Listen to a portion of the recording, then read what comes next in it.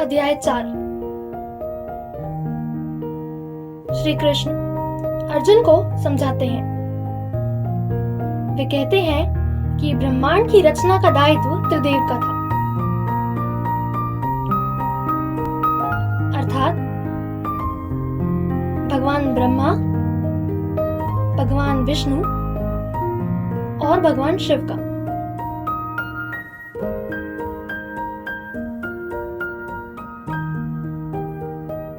ये असीम शक्तिशाली भगवान है, मैं भी इनमें से एक ही हूं। अतः तुम्हें यह ज्ञान की बात बताता हूं। सृष्टि के निर्माण के समय ब्रह्म ने यह ज्ञान सूर्य देव को दिया।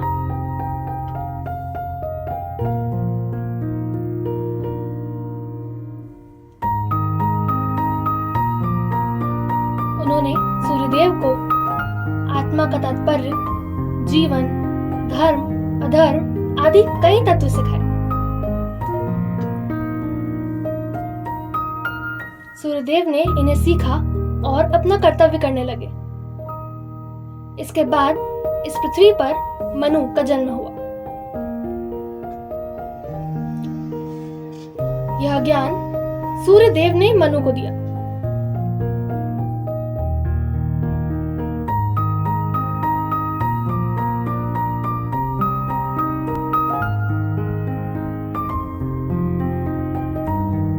ऐसे ही वह भी अपना जीवन जीने लगा। फिर मनु ने यह ज्ञान अपने पुत्र यानी राजा इक्ष्वाकु को दिया।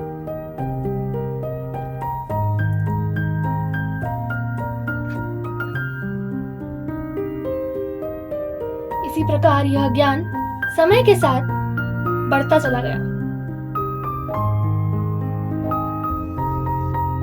किंतु समय के प्रभाव के कारण अथवा मनुष्यों की भूल जाने के कारण या इसमें कुछ परिवर्तन से कुछ और जुड़ जाने या घटाने के कारण यह ज्ञान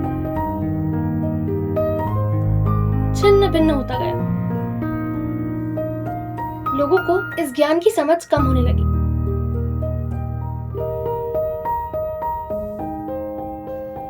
मैं यह ज्ञान तुम्हें इसलिए दे रहा हूं क्योंकि तुम मेरे परम मित्र और परम भक्त हो। इसीलिए तुम इसे समझोगे और इसका प्रचार करोगे।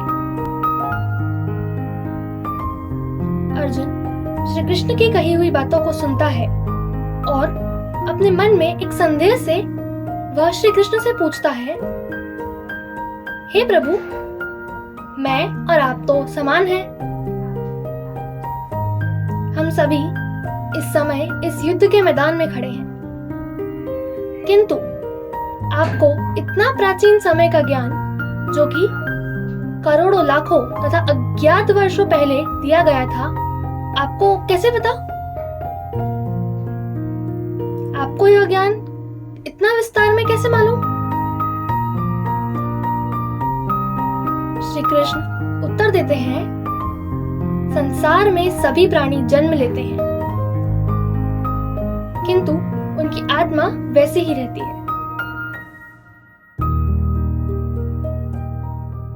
किंतु तुम सब मनुष्य हो।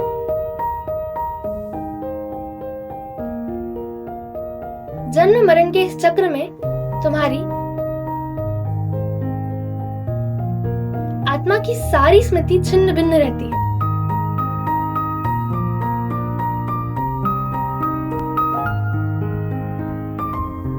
किंतु मैं स्वामी हूं, जिस कारण से मेरी स्मृति वैसी ही है। इसीलिए मुझे सब कुछ याद है।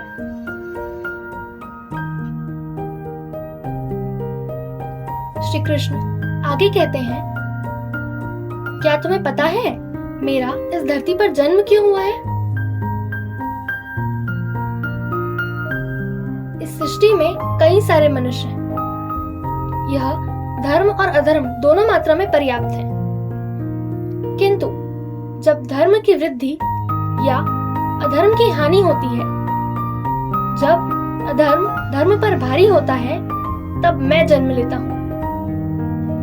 अधर्म का नाश करते हुए मैं धर्म का प्रचार करता हूँ।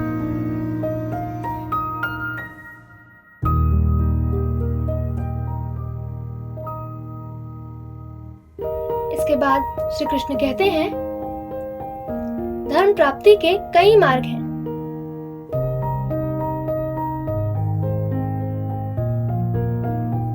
इनमें ज्ञान योग और कर्म योग भी उपस्थित है।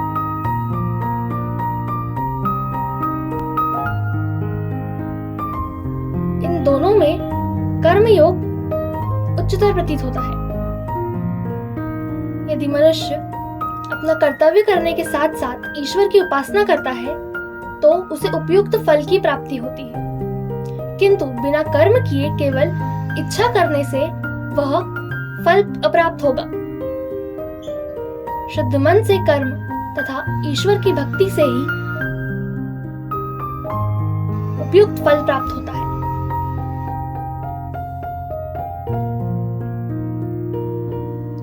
मनुष्य कर्म करता है, परिश्रम करता है, इससे उसे धन मिलता है। यह धन वह अपनी दैनिक और मूलभूत आवश्यकताओं की पूर्ति करने के लिए इस्तेमाल करता है, जो कि खाना, कपड़े या घर है। घर जीवन यापन के लिए, कपड़े मौसम से बचने के लिए और खाना भूख को शांत करने के लिए। सभी मनुष्य कर्म करते हैं और इससे मिले धन से अपनी आवश्यकताओं की पूर्ति कर लेते हैं, किंतु अन्य लोगों के साधन जैसे गाड़ी, घर, ऐश्वर्य जैसी चीजें देखकर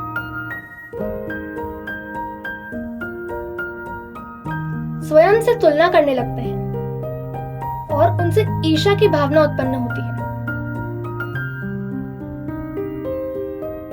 यह तुलना सही नहीं है।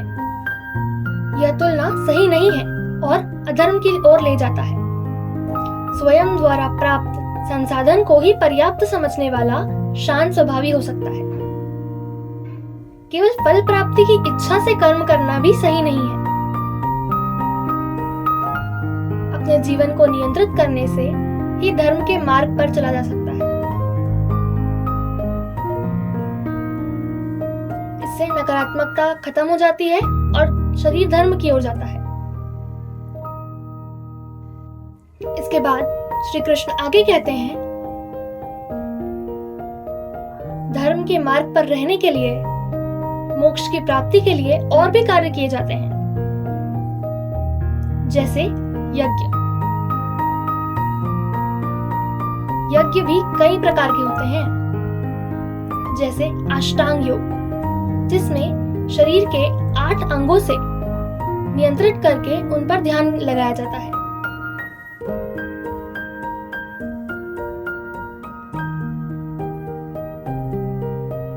इसके अलावा आहुति यज्ञ, दान धर्म अर्थात पैसे, कपड़े या कोई और वस्तु दान करना।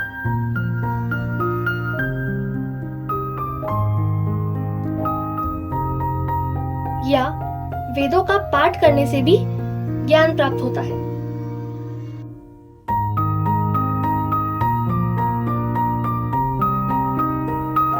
और भी कई प्रकार के यज्ञ होते हैं। इन सभी में सबसे उच्चतर जिसे माना गया है वह है वेद पाठ। यह गुरु या शिक्षक की शरण में जाकर उनसे सीखकर और ज्ञान प्राप्त करके होता है।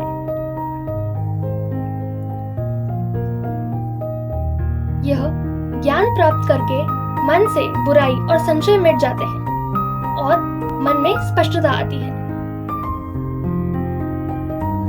हे अर्जुन, तुम भी इसी प्रकार ज्ञान को प्राप्त करो और अपने मन से संदेह को मिटाकर उसे स्पष्ट बनाओ और युद्ध के लिए तैयार हो जाओ।